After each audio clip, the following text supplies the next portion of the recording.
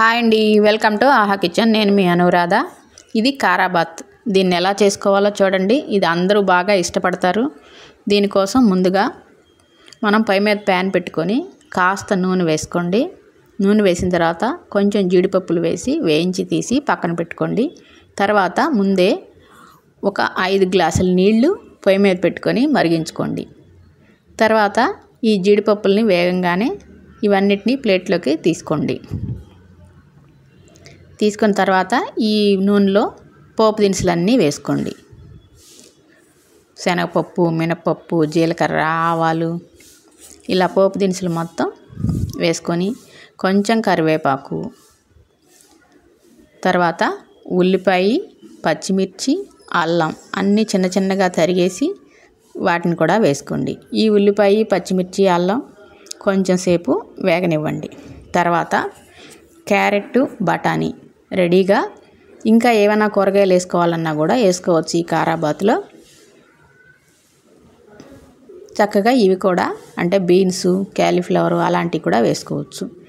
ఇప్పుడు వీటన్నిటిని కూడా ఒక్క నిమిషం ఇలా బాగా కలిపి వెంటనే ఇవి కొంచెం మగ్గేటట్టుగా మూత పెట్టి ఒక 2 నిమిషాలు మగ్గించుకోండి. 2 నిమిషాలు అయ్యేసరికి ఇవి చక్కగా మగ్గుతాయి. ఇవి మగ్గిన తర్వాత ఒక పెద్ద టమాటోని మీ క్వాంటిటీని బట్టి 1 కానీ 2 కానీ టమాటోలని వేసుకోండి. ఈ టమాటో కూడా కొంచెం బాగా మగ్గే వరకు వేయించుకోండి. ఇప్పుడు కాస్త ఉప్పు కూడా వేసుకొని ఈ టమాటోలో నీరంతా పోయే వరకు మూత తీసి మాత్రమే వేయించుకోండి. ఇవన్నీ చక్కగా వేగిన తర్వాత 1 కప్పు సేమియా తీసుకోండి. ఈ సేమియాని కూడా వేసుకొని ఒక్కసారి ఇలా బాగా కలుపుకోండి. తర్వాత అదే కప్పుతో 1/2 కప్పు ఉప్మా రవ్వ, సుజీ రవ్వ అది తీసుకోండి. ఇప్పుడు దీన్ని కూడా వేసుకొని దీన్ని కూడా ఒక్కసారి ఈ నూనె అంతా అయ్యేటట్టుగా బాగా కలుపుకోండి. ఇప్పుడు ఈ రెండింటిని ఇలా చేసుకోవడం వల్ల చాలా టేస్ట్గా ఉంటుంది. అందరూ ఇష్టపడతారు. ఇలా బాగా కలిపిన తర్వాత కొంచెం పసుపు, కొంచెం కలర్ఫుల్గా ఉండటానికి కొంచెం పసుపు వేసుకుంటే బాగుంటుంది. తర్వాత కొంచెం కొత్తిమీర కూడా వేసుకొని మనం పక్కన మరిగించుకున్న నీళ్ళు ఉన్నాయి కదా, మరిగిన నీళ్ళు మాత్రమే పోయాలి. మనం వేసిన 1.25 కప్పుకి 5 కప్పుల నీళ్ళని పక్కన మరిగించుకోవాలి. ఖచ్చితంగా 5 కప్పులు పెట్టుకోవాలి. అవి మరిగిన తర్వాత దీనిలో పోసుకొని దీన్ని ఇలా ఒక్కసారి బాగా కలిపి మూత పెట్టి సిమ్లో మధ్య మధ్యలో చూసుకుంటూ 1 మినిట్ 2 మినిట్స్లోనే మళ్ళీ మనం మూత తీసి ఇలా కలుపుకుంటూ ఉండాలి. ఇలా కలుపుకుంటూ 1 నిమిషం మూత పెట్టుకుంటే మనం సేమియా వేసాం కదా, అది కొంచెం ఉడకటానికి మనం ఒక 2 నిమిషాలు అలా మూత పెట్టుకుంటే సరిపోతుంది.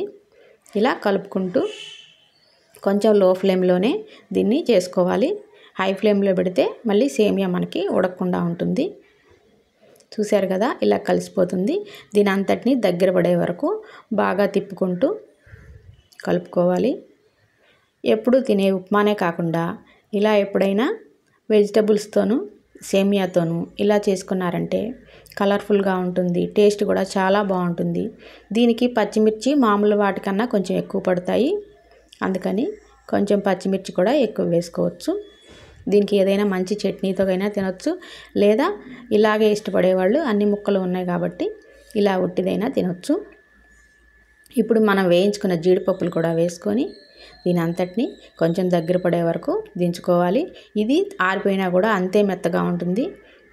మనకి ఆరిపోయిన తర్వాత కూడా గట్టిగా అయిపోవటం అలాగుండదు. చాలా టేస్ట్గా ఉంటుంది. ఒకసారి ట్రై చేయండి. మీకు కనుక నచ్చితే కనుక లైక్ చేయండి, షేర్ చేయండి, సబ్స్క్రైబ్ చేయండి నా ఛానల్ని. చూశారు కదా ఎంత బాగుందో. దీన్ని ఒకసారి చేసుకొని చూడండి.